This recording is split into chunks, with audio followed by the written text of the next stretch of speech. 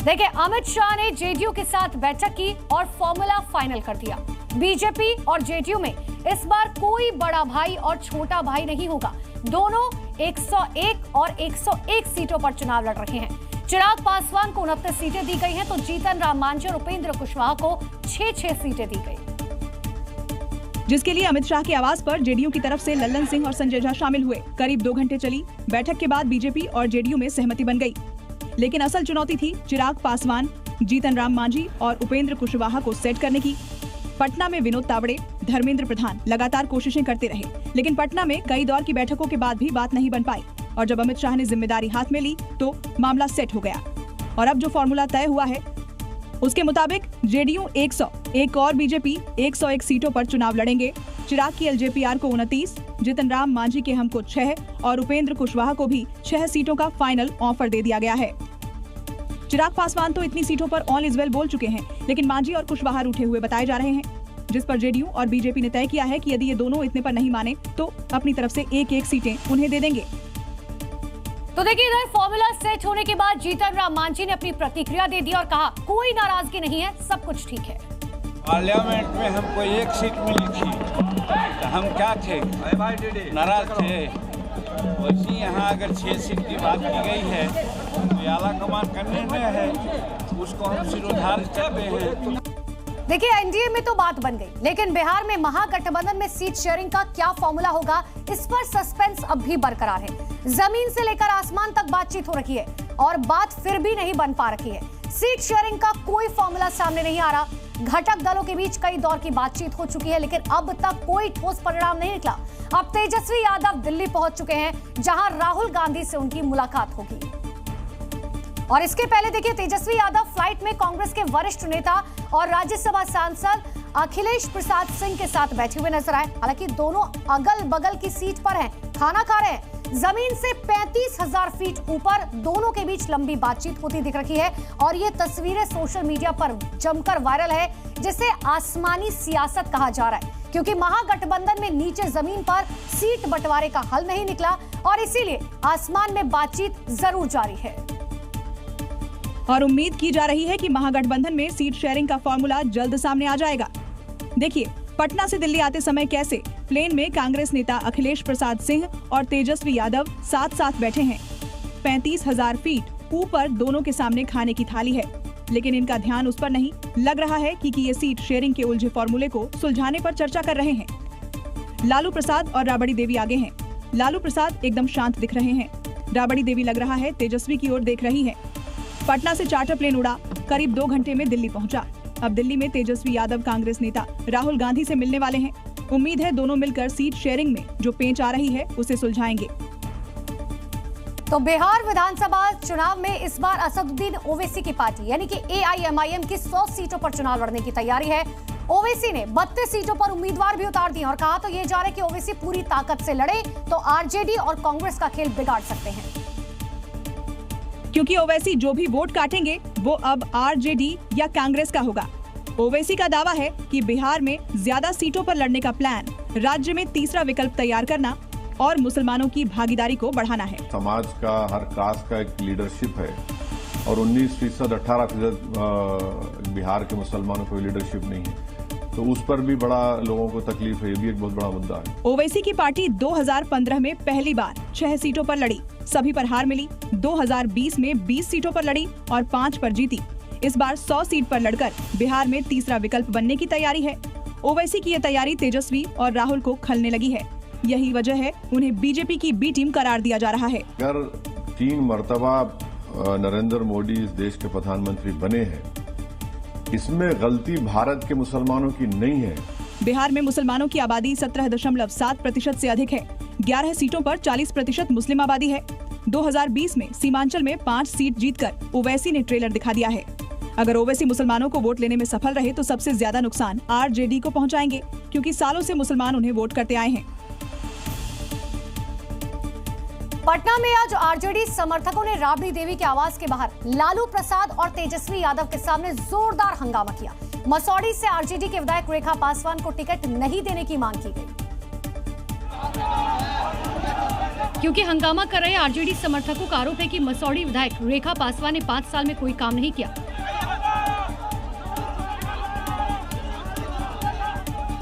RJD कार्यकर्ता सुबह सुबह पटना में राबड़ी देवी के आवास के बाहर इकट्ठा हो गए। ये सारे कार्यकर्ता पटना के मसौढ़ी के हैं, जो विधायक रेखा देवी के खिलाफ प्रदर्शन कर रहे हैं। देखिए, लालू तेजस्वी की गाड़ी आगे नहीं बढ़ पा रही। सुरक्षा गार्ड को गाड़ी के लिए रास्ता बनाने में पसीने छूट रहे हैं। विधायक से नाराज कार्यकर्ता नारेबाजी कर रहे हैं। कार्यकर्ताओं ने यहाँ पर भारी हंगामा किया है। मसौढ़ी के विधायक का टिकट काट के लिए अन्य को टिकट देने की बात ये लोग कह रहे हैं। कार्यकर्ता मसौढ़ी के विधायक रेखा पासवान का टिकट काटने की मांग को लेकर कई दिनों से नाराज हैं और लगातार विरोध दर्ज करा रहे हैं। देखिए, रेखा पासवान अपना टिकट कंफर्म करा पाती हैं या ये कार्यकर्ता उनका टिकट कटवा देते हैं, देखने वाली बात होगी। पश्चिम बंगाल के दुर्गापुर में मेडिकल स्टूडेंट से गैंगरेप के 3 आरोपियों को गिरफ्तार किया गया, लेकिन 2 अब भी फरार हैं। और इस घटना को लेकर भारतीय जनता पार्टी ने पश्चिम वर्धमान में सड़क जाम कर अपना प्रदर्शन किया। लड़कियों की सुरक्षा को लेकर लापरवाह होने के आरोप लगाए गए। यह है कोलकाता से 170 किलोमीटर दूर दुर्गापुर का इलाका। 10 अक्टूबर की रात 8 से 10 बजे के बीच गैंगरेप हुआ। अपने दोस्त के साथ डिनर के लिए निकली एमबीबीएस की छात्रा के साथ हैवानों ने दरिंदगी को अंजाम दिया एवं वहीं पे बाहर का 5 लड़का लेकर उसका बलात्कार किया है एवं उस जगह को 36 घंटा बाद पुलिस कॉर्डन किया है। क्यों नहीं इतना देर तक कॉर्डन किया है? हालांकि बंगाल पुलिस ने 3 आरोपियों को गिरफ्तार कर लिया है। फिलहाल तीनों से पूछताछ जारी है। वहीं 2 आरोपी अभी भी फरार हैं।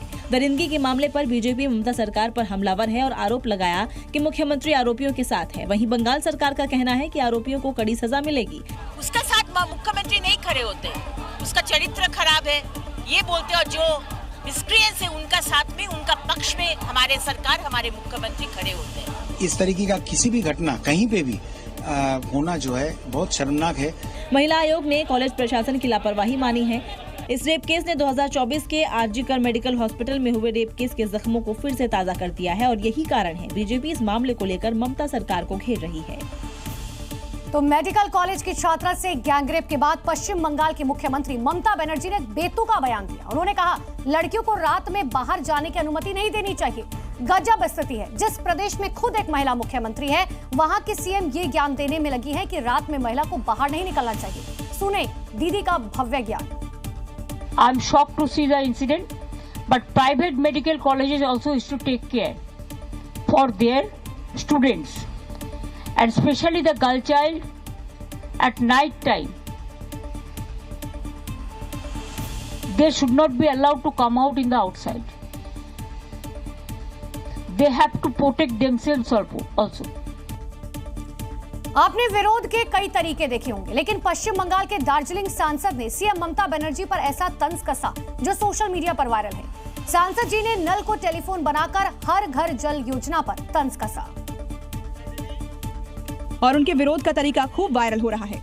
दरअसल दार्जिलिंग सांसद राजू बिस्ता ने पश्चिम बंगाल में हर घर जल योजना के विफल होने पर सीएम ममता बनर्जी का मजाक बनाया। उन्होंने एक सूखे पानी के नल से सीएम ममता से बात करने का नाटक किया। हेलो ममता दीदी, ये हर घर जल का नल है, पाइप पे पानी नहीं है, आपको सुनाई दे रहा है? बीजेपी सांसद रबिस्टा ने वीडियो क्लिप जारी कर बताया कि दार्जिलिंग इलाके में एक भी नल से पानी नहीं आ रहा है और आरोप लगाया कि पश्चिम बंगाल में लोगों को हर घर जल योजना का लाभ नहीं मिल रहा। वहीं टीएमसी ने पलटवार करते हुए दावा किया कि बीजेपी इस तथ्य को छिपा रही है कि केंद्र ने अगस्त 2024 से इस परियोजना के लिए एक भी रुपया जारी नहीं किया। अगर योगी राज में अपराध करोगे तो जल्द ही यमराज से मुलाकात होगी। सीएम योगी आदित्यनाथ बार बार अपराधियों को चेता रखे हैं और उनकी पुलिस यमराज बनकर अपराधियों का इलाज कर रही है। ताबड़तोड़ एक्शन जारी है। बीते 24 घंटे में शहर शहर मुठभेड़ के दौरान पुलिस ने कई बदमाशों को गिरफ्तार किया और योगी फोर्स अपराधियों को खोज खोज कर उनका इलाज कर रही है। उन्नाव, बलिया, मुजफ्फरनगर और लखनऊ समेत कई जिलों में पुलिस ने बड़ी कार्रवाई की। कई अपराधियों पर शिकंजा कसा। सहारनपुर में भी पुलिस ने बड़ी कार्रवाई की। चेकिंग के दौरान मुठभेड़ में 3 बदमाशों को गिरफ्तार किया गया। तीनों को पैर में गोली लगी। पुलिस ने भारी मात्रा में अवैध हथियार बरामद किए।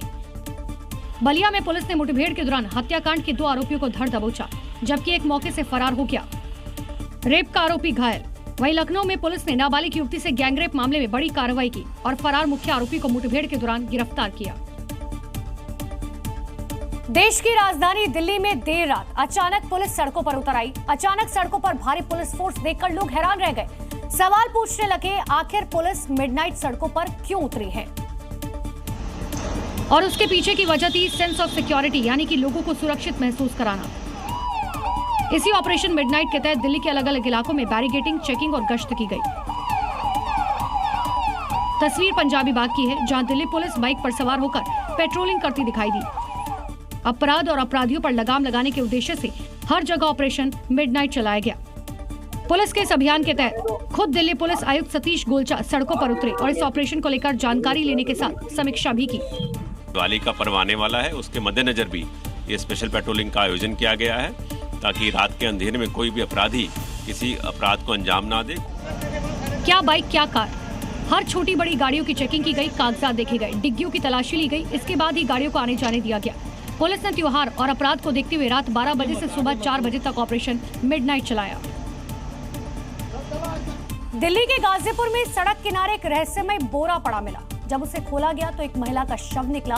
शव मिलने से इलाके में सनसनी फैल गई। पुलिस अब इस हत्या के पीछे छिपे राज की परतें खोलने में लगी है।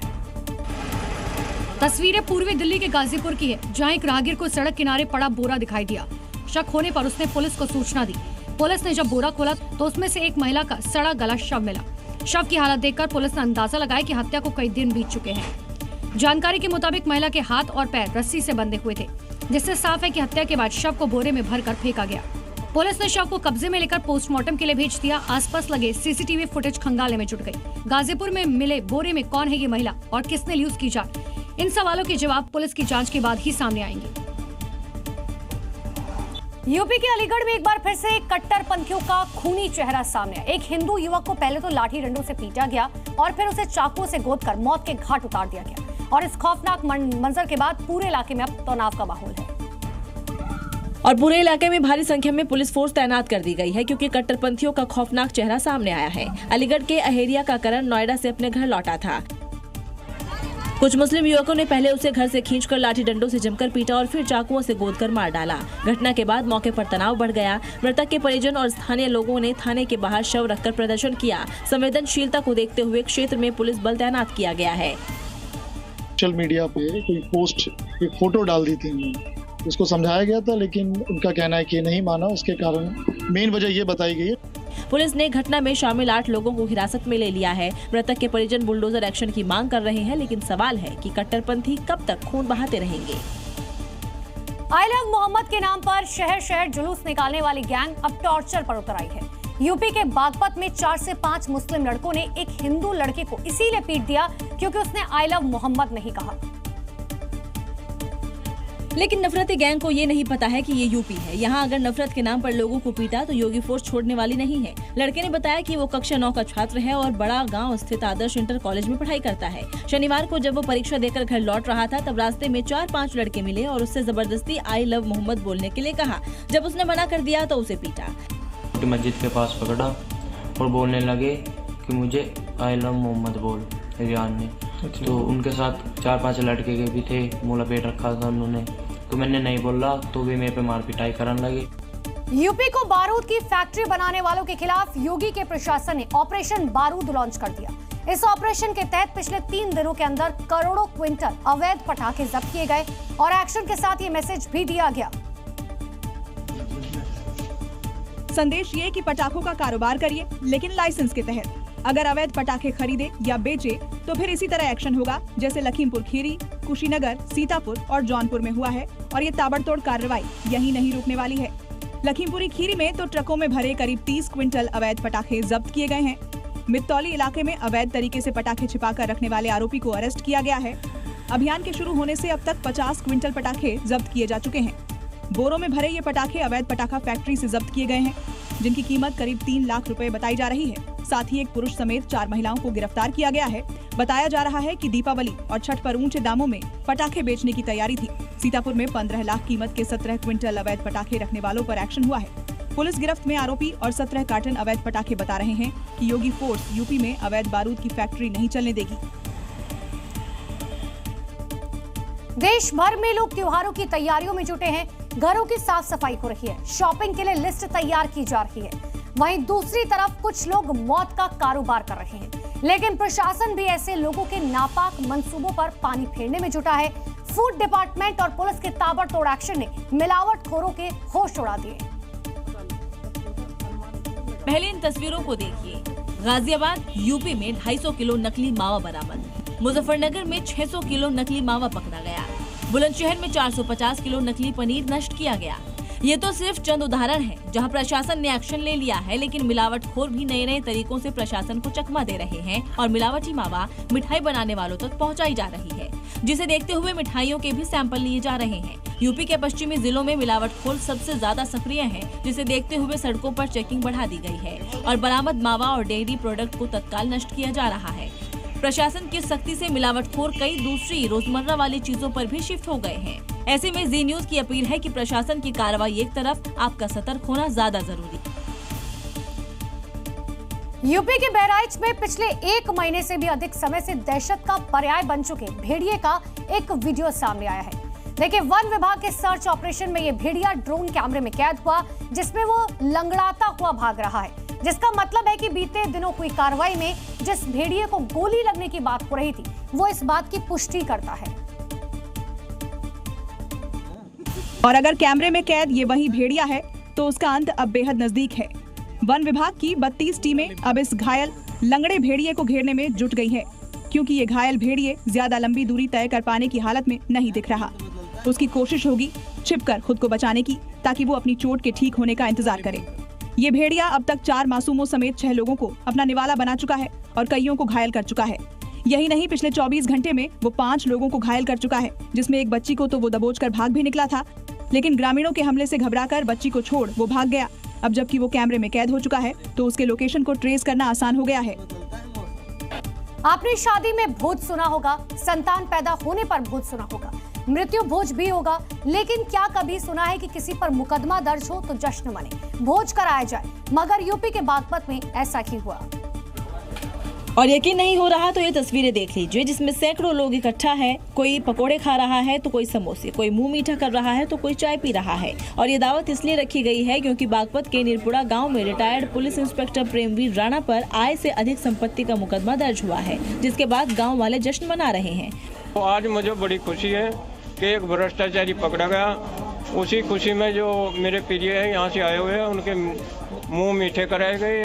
प्रेमवीर राणा पर करोड़ों की संपत्ति अर्जित करने के गंभीर आरोप है। सेवा के दौरान वो शामली, मेरठ, नोएडा समेत पश्चिम यूपी के कई जिलों में तैनात रहे और इसी दौरान उन्होंने अवैध तरीके से काली कमाई का साम्राज्य खड़ा किया। पूर्वजों से इंस्पेक्टर को मात्र 3 बीघा जमीन मिली थी।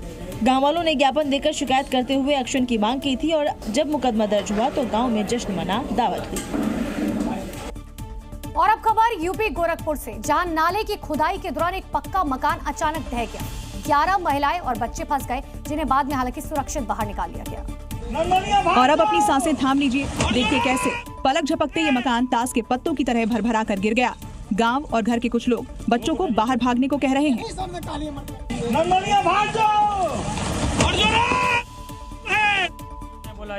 जब ये मकान गिरा तब 8 बच्चे और 3 महिलाएं उसके अंदर थीं। गांव वालों ने सबको सुरक्षित बाहर निकाल लिया है।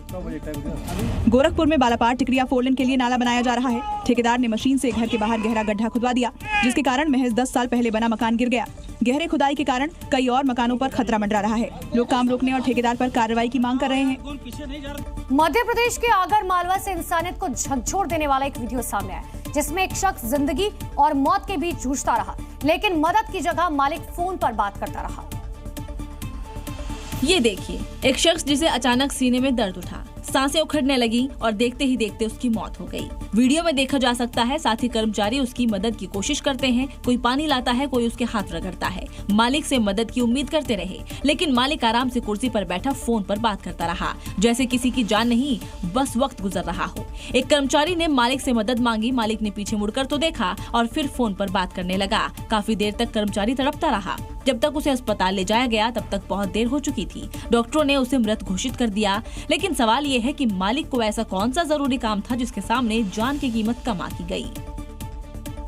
अभी तक आपने दूध, मावा, घी जैसी चीजों में मिलावट की खबरें सुनी होंगी, लेकिन क्या आप यकीन करेंगे, आप जो टूथपेस्ट इस्तेमाल कर रहे हैं वो भी नकली हो सकता है, क्योंकि गुजरात के कच्छ में नकली टूथपेस्ट का भंडाफोड़ हुआ।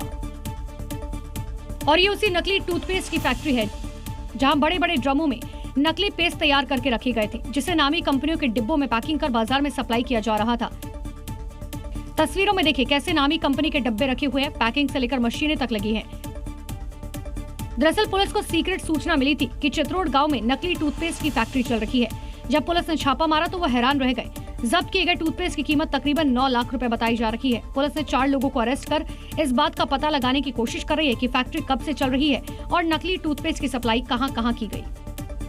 और अब आपको जम्मू कश्मीर से सामने आए लैंडस्लाइड का एक खौफनाक वीडियो दिखाते हैं, जहां 2 इमारतें ताश के पत्तों की तरह ढह गई, जिससे लोगों में काफी डर है। और ये सब हुआ महज 7 सेकंड के अंदर। नेशनल हाईवे पर नरसू नाले के पास अचानक लैंडस्लाइड हुआ। हाईवे के किनारे 4 दुकानें और हवेली बनी हुई थी, लेकिन जैसे ऊपर से मलबा गिरा उसके बाद 2 इमारतें मिट्टी में तब्दील हो गई। पूरी मार्केट खत्म हो गई भाई यार, आंखों के सामने देखो यार, हवेली वगैरह जितनी भी थी सब चले गई यार। अब आसपास मौजूद इमारतों पर खतरा मंडरा रहा है, जिसके बाद प्रशासन ने लोगों से घर और दुकानें खाली करने की अपील की। पूरी मार्केट चले गई यार। गाजियाबाद की सड़कों पर स्नैचिंग स्पेशल गैंग का आतंक जारी है। पुलिस चौकियों के पास से लेकर भीड़भाड़ वाले इलाकों तक बाइक सवार बदमाशों ने लोगों की चैन छीनी और उसके बाद फरार हो गए। ताजा मामला गाजियाबाद में पुलिस चौकी से चंद कदमों की दूरी का है, जहां एक इंजीनियर की पत्नी से बाइक सवार बदमाशों ने चेन लूट ली। महिला 50 मीटर तक लुटेरों के पीछे दौड़ी, लेकिन बदमाश भाग निकले। लेकिन ये कोई पहला मामला नहीं है। शहर में जगह जगह से ऐसे कई वीडियो सामने आए हैं। महिला से घर में घुसकर चेन लूट ली, तो कहीं अफसर की पत्नी के साथ चेन स्नैचिंग हुई। रील बना रही महिला की चेन झपट ली गई। मजे की बात यह है कि बीते दिनों एक आरोपी ने पकड़े जाने के बाद रोते गिड़गिड़ाते हुए कहा था, अब नहीं आऊंगा जिंदगी में कभी भी, ना कोई स्नैचिंग करूंगा ना कुछ करूंगा, अब नहीं आऊंगा, माफ कर दो साहब, मिर्जा प्लीज माफ कर दो। लेकिन शहर में लगातार हो रही ये घटनाएं बताती हैं कि अपराधी अभी भी डरा नहीं है। सीसीटीवी ना होता तो जयपुर में एक घर में काम करने वाली महिला की चोरी कभी पकड़ी नहीं जाती। 8 साल से वो एक स्कूल में चतुर्थ श्रेणी कर्मी के रूप में काम करती थी और साथ में स्कूल प्रिंसिपल के घर पर मदद के नाम पर जाती रहती थी और घर की अलमारी में से पैसे उड़ाती रहती है। आरोपी महिला संतरा देवी स्कूल के साथ ही स्कूल संचालक के घर पर भी काम कर रही थी। स्कूल संचालक बच्चों की फीस बैंक नहीं जा पाने की सूरत में कई बार इस अलमारी में रख देते थे। ये बात आरोपी संतरा देवी को पता था। देखिए कैसे आरोपी कमरे में दाखिल होती है, अलमारी खोलकर पैसे ढूंढती है, आहट होते ही दरवाजे के पीछे छुप जाती है, फिर दूसरी अलमारी की चाबी निकालती है और ताला खोलकर उसमें पैसे गहने ढूंढती है। चाबी को वापस अपनी जगह रख देती है और कमरे में सो रहे बच्चों को गोद में लेकर खिलाते हुए बाहर निकलती है। उसकी हरकत कैमरे में कैद होने की जानकारी लगते ही वो फरार हो गई और महिला पर पिछले 8 सालों से किया जा रहा भरोसा। छत्तीसगढ़ के कोयली बेड़ा से एक वीडियो सामने आया, जिसमें युवक मौत के मुंह तक पहुंच गया, लेकिन जिंदगी ने उसे दूसरा मौका दिया। युवक नदी के तेज बहाव में बह गया और फिर शुरू हुआ रेस्क्यू मिशन। ये तस्वीरें कोयली बेड़ा में मेंढकी नदी की हैं, जहां एनिकेट पार करना एक युवक को भारी पड़ गया। नदी के तेज बहाव में वो बह गया। कुछ सेकंड के लिए ऐसा लगा जैसे अब उसका बचना नामुमकिन है, लेकिन किस्मत ने साथ दिया। थोड़ी देर बाद वो नदी के बीच बने टापू पर जाकर टिक गया। इसके बाद गांव के लोग रस्सी लेकर नदी में उतरे, पानी के तेज बहाव से जूझते हुए कदम कदम पर जान जोखिम में डालकर उन्होंने युवक को टापू से सुरक्षित बाहर निकाला। तेज बहाव में बहने से लेकर जिंदा बाहर आने तक की ये कहानी बताती है कि हिम्मत और एकजुटता से मुश्किलें हार जाती हैं। दिल्ली में चलते ट्रक के कैबिन में अचानक आग लग गई, जिससे हाईवे पर लंबा जाम लग गया। लोगों की भीड़ इकट्ठा हो गई। देखते ही देखते ट्रक में जो आग लगी थी उसने विकराल रूप धारण कर लिया और पहले ट्रक के अगले हिस्से में आग लगी। धीरे धीरे आग पूरे वाहन में फैल गई। जैसे ही आग भड़की, हाईवे पर अफरा तफरी मच गई और दोनों तरफ लंबा जाम लग गया। गनीमत रही कि ट्रक का ड्राइवर सुरक्षित बाहर कूद गया और किसी को कोई चोट नहीं आई। आसपास मौजूद लोगों की भीड़ ने तुरंत फायर ब्रिगेड को जानकारी दी। घंटों मशक्कत के बाद आग पर काबू पाया गया। हालांकि आग लगने के कारणों का पता नहीं चल पाया है, लेकिन माना जा रहा है कि शॉर्ट सर्किट के कारण आग लगी। आग लगने के कारण हाईवे बाधित रहा, जिससे लोगों को परेशानी का सामना करना पड़ा। कैसे 1 सेकंड की गलती जान पर भारी पड़ सकती है, उसका उदाहरण महाराष्ट्र के पिंपरी से सामने आया, जहां एक रेत से लदा हुआ डंपर कई बाइकों पर गिर गया। लेकिन इस हादसे में एक बाइक सवार शख्स बाल बाल बच गया। तस्वीरों में देखिए, सड़क पर रेत में भरा एक डंपर आगे बढ़ने की कोशिश कर रहा है। सड़क पर गड्ढा होने की वजह से वो बीच सड़क फंस जाता है, जिसके बाद डंपर चालक स्पीड देकर आगे बढ़ने की कोशिश करता है। इसी कोशिश में डंपर आगे बढ़कर पलट जाता है। डंपर के बगल में बाइक सवार खड़ा रहता है। जैसे ही डंपर पलटता है तो बाइक छोड़कर पीछे हट जाता है, जिसके बाद डंपर से भरी रेत बाइकों पर गिर जाती है और शख्स की जान बच जाती है। राजस्थान में भजनलाल सरकार से न्याय की उम्मीद लेकर दौसा के गादरवाड़ा ब्राह्मण गांव के लोगों ने गजब ड्रामा किया। चांदी की पालकी में विराजमान भगवान को सिर पर उठाए पुजारी ठाकुर जी को लेकर कलेक्ट्रेट पहुंच गए और प्रशासन से न्याय की गुहार लगाने लगे। ये अनोखा प्रदर्शन बांदीकुई के गादरवाड़ा ब्राह्मण गांव के ग्रामीणों ने किया। पुजारी ठाकुर जी की मूर्ति के साथ कलेक्ट्रेट के मुख्य द्वार से झालर बजाते हुए अंदर दाखिल हुए। कलेक्टर चैम्बर के बाहर धरना प्रदर्शन देकर उन्होंने नारेबाजी की। उनका कहना था कि मंदिर की जमीन पर दबंगों ने कब्जा कर लिया है। मंदिर तक आने जाने का रास्ता भी बंद कर दिया गया है। पुजारियों ने कहा कि मंदिर भगवान का घर है, उसकी जमीन पर किसी का कब्जा बर्दाश्त नहीं किया जाएगा। पुलिस ने ठाकुर जी की मूर्ति सहित पुजारियों को कलेक्टर चैम्बर से हटाया। इसके बाद पुजारियों ने एसडीएम रामस्वरूप चौहान को ज्ञापन सौंपा। पुजारियों ने प्रशासन को चेतावनी दी है कि अगर जल्द कार्रवाई नहीं हुई तो वो और बड़ा प्रदर्शन करेंगे। मध्य प्रदेश की राजधानी भोपाल से चोरी की एक हैरान करने वाली तस्वीर आई, जहां शातिर चोर ने लाखों के गहने पर हाथ साफ कर दिया। शातिर चोर ने फिल्मी अंदाज में दुकानदार को उलझाया, फिर चांदी के जेवरों से भरे पार्सल पर हाथ साफ कर लिया। दुकानदार भले ही उसकी बातों में उलझ गया, लेकिन पूरी वारदात सीसीटीवी में कैद हो गई। फुटेज में देखा जा सकता है कैसे ये चोर ज्वेलरी दुकान में खुद को मूक बधिर बताकर चंदा मांगता है, लेकिन दुकानदार चंदा नहीं देता है। जिसके बाद ये शातिर चोर बातों में उसे उलझाता है और फिर काउंटर पर रखे पीले रंग पार्सल को कागजों के पीछे छिपाकर उठाते हुए वहां से चला जाता है। पीड़ित दुकानदार के मुताबिक चोरी किए गए पर्स में करीब 1.25 लाख की कीमत के चांदी के गहने थे।